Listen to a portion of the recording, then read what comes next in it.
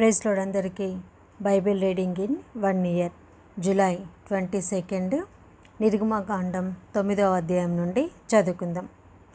తర్వాత యెహోవా మోషేతో ఇట్లా నేను నీవు ఫరో యొద్దకు వెళ్ళి నన్ను సేవించుటకు నా ప్రజలను పోనిమ్ము.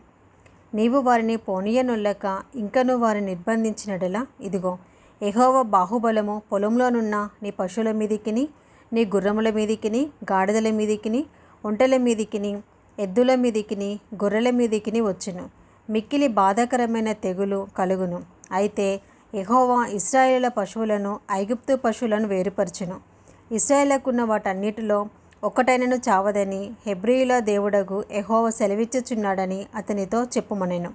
మరియు యెహోవా కాలము నిర్ణయించి రేపు యెహోవా ఈ దేశంలో ఆ కార్యము జరిగించును అనెను.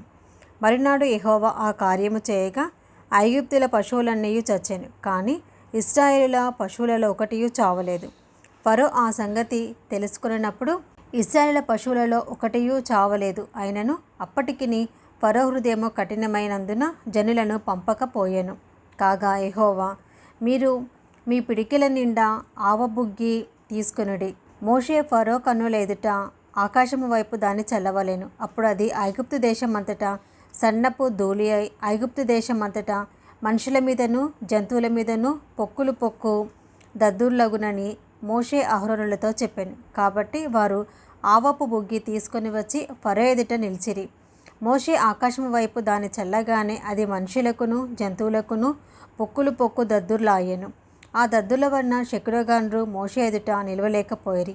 ఆ దద్దుర్లు శకునగాండ్రకును ఐగుప్తులందరికీ పుట్టెను. అయినను యెహోవా మోషేతో చెప్పినట్లు యెహోవా ఫరో హృదయమును కఠినపరచెను.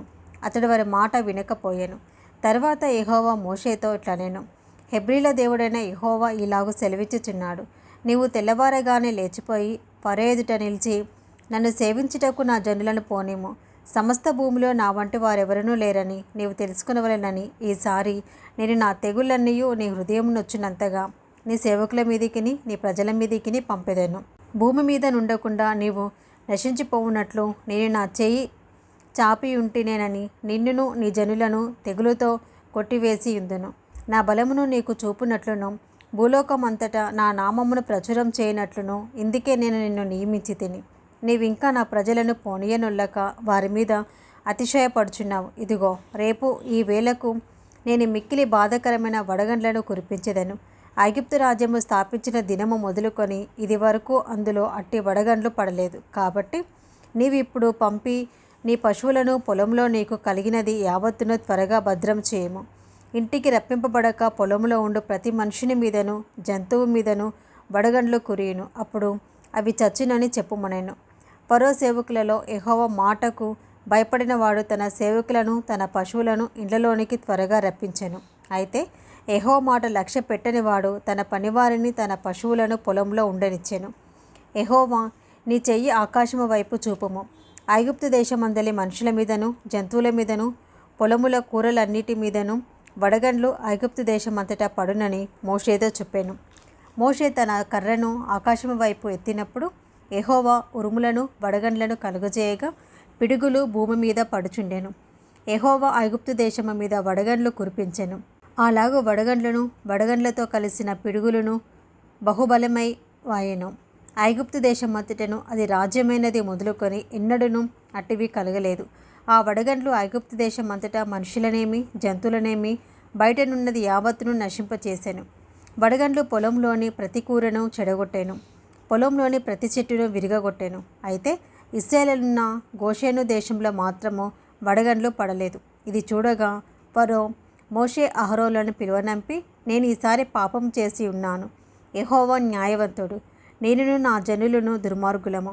ఇంత మట్టుకు చాలును. ఇంకను బ్రహ్మాండమైన ఉరుములు వడగండ్లు రాకుండానట్లు యెహోవాను వేడుకొనిడి. మిమ్మును పోనిచ్చెదను, మిమ్మును ఇకను నిలుపనని వారితో చెప్పగా మోషే అతన్ని చూచి నేను ఈ పట్టణం నుండి బయలువెళ్ళగానే నా చేతులు యెహోవా వైపు ఎత్తెదను. ఈ ఉరుములు మానును, ఈ వడగండ్లను ఇక మీదట పడవు. అందువలన భూమి యెహోవాదని నీవు తెలియబడును.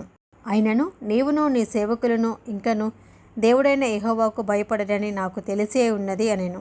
అప్పుడు జనప చెట్లు పువ్వులు పూసెను, యవల చేలు వెన్నులు వేసినవి కనుక జనుప యవల చేలులు చెడగొట్టబడెను, కానీ గోధుమలు మిరప మొలకలు ఎదగనందున అవి చెడగొట్టబడలేదు.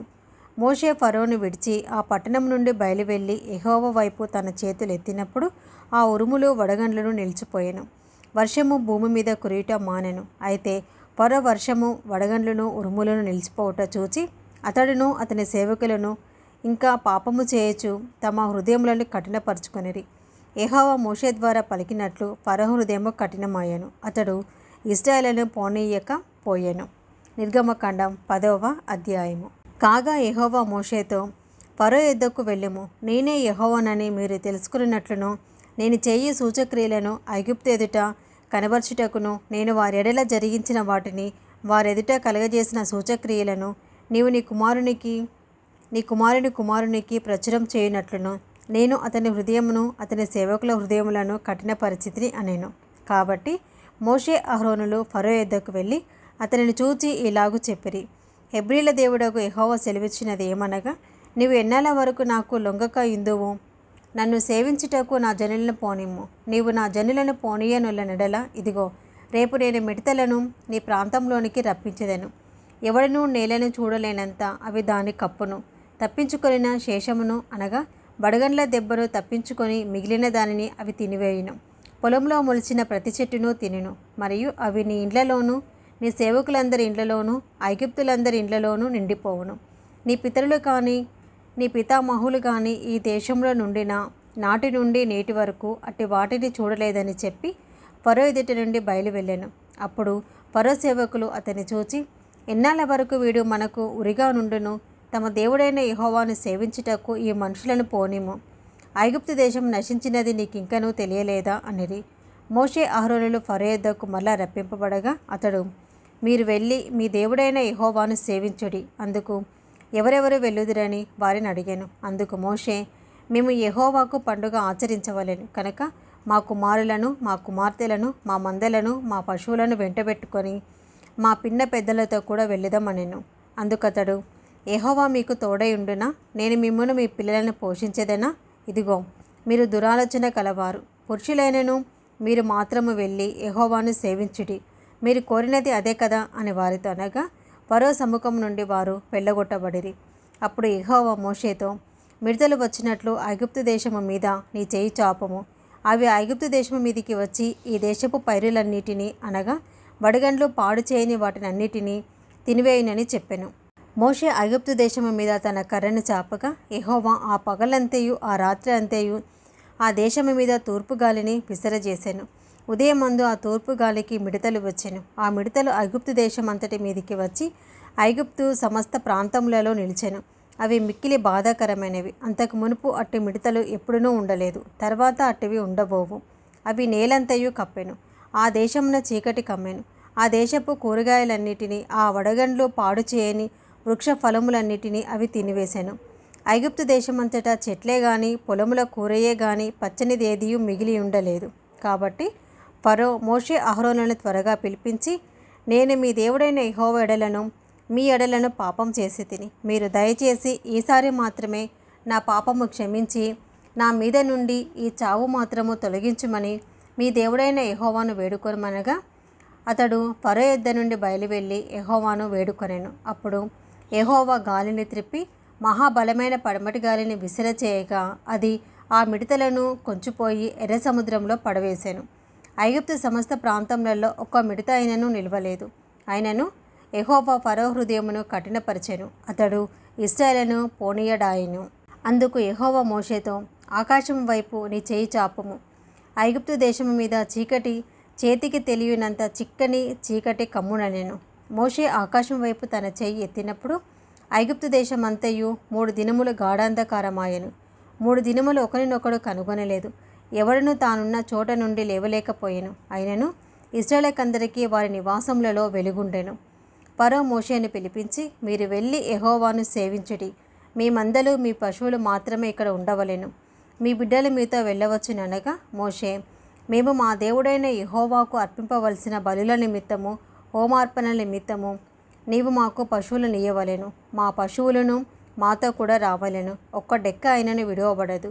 మా దేవుడైన యెహోవాను సేవించుటకు వాటిలో నుండి తీసుకొనవలెను. మేము దేనితో యెహోవాను సేవింపవలెనో అక్కడ చేరక మునుపు మాకు తెలియదు అనెను. అయితే యెహోవా ఫరో హృదయమును కఠినపరపగా అతడు వారిని పోనీయనొల్లక ఉండెను. కనుక ఫరో, నా ఎదుట నుండి పొమ్ము, భద్రము సుమి, నా ముఖము ఇకను చూడవద్దు, నీవు నా ముఖమును చూచి దినమున మరణమగుదువనని అతనితో చెప్పెను. అందుకు మోషే, నువ్వన్నది సరే, నేను ఇకను నీ ముఖము చూడను అనెను. నిర్గమకాండం 11వ అధ్యాయము. మరియు యెహోవా మోషేతో ఇట్లనెను, ఫరో మీదికిని ఐగుప్తు మీదికిని ఇంకొక తెగులును రప్పించెదను. అటు తర్వాత అతడు ఇక్కడ నుండి మిమ్మను పోనిచ్చును. అతడు మిమ్మను పోనిచ్చినప్పుడు ఇక్కడ నుండి మిమ్మను బొత్తిగా వెళ్ళగొట్టును.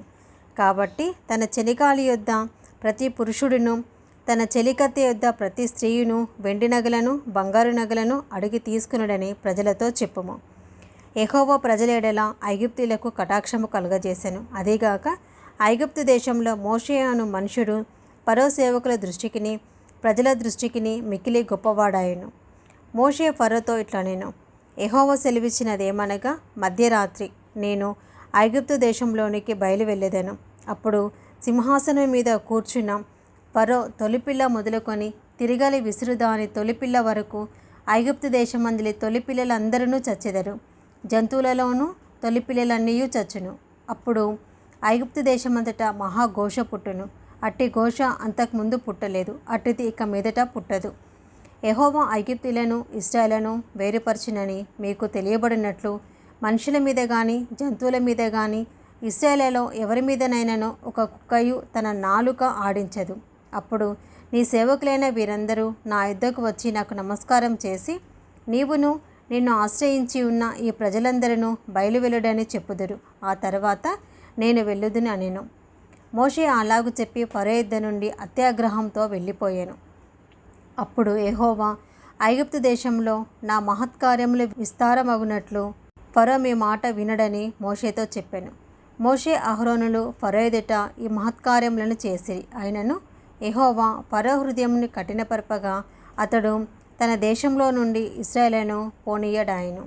ఇది ఈరోజు భాగం అండి. Praise the lord.